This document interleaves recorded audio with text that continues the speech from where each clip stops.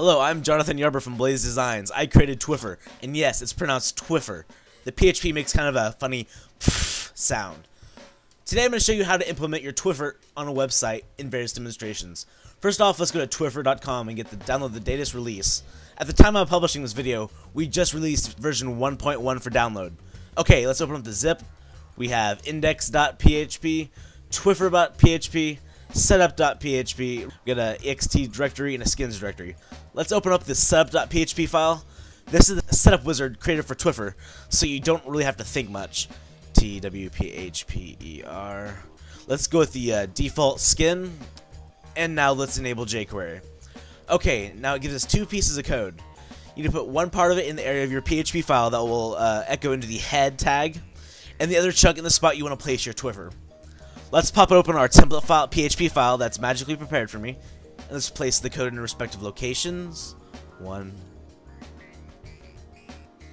2. There's a second one.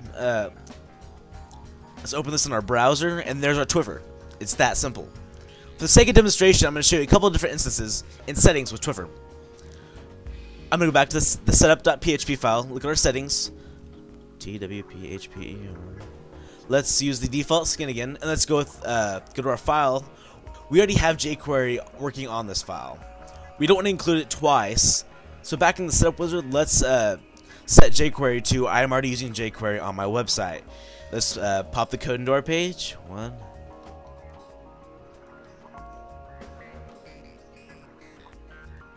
2. As you can already see, it still works, and we aren't using two separate jQuery.js files.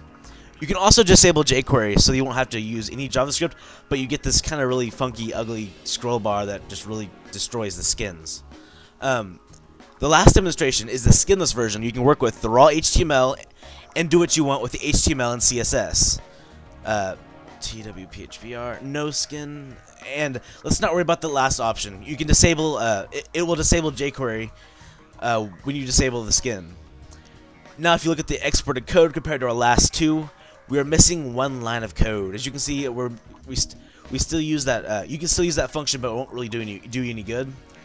You'll still need to keep the skin and Twitter account variables. Those will interact with the second PHP function. Okay, here's the result. You can open up the source and start style sheeting. Oh, and I almost forgot. We're having the skin contest as to who can create the best skin. Winner gets a whopping $5. Oh, via PayPal. This is such a great deal. I just wish I was qualified to compete. Cough, cough. Also, in addition to having win the $5, the winner's skin will be the first featured skin on our website, and you'll actually be viewed on our homepage. Ooh. Thanks for joining us, and don't forget to check out the website. It's twphper.com. That's pronounced Twphper.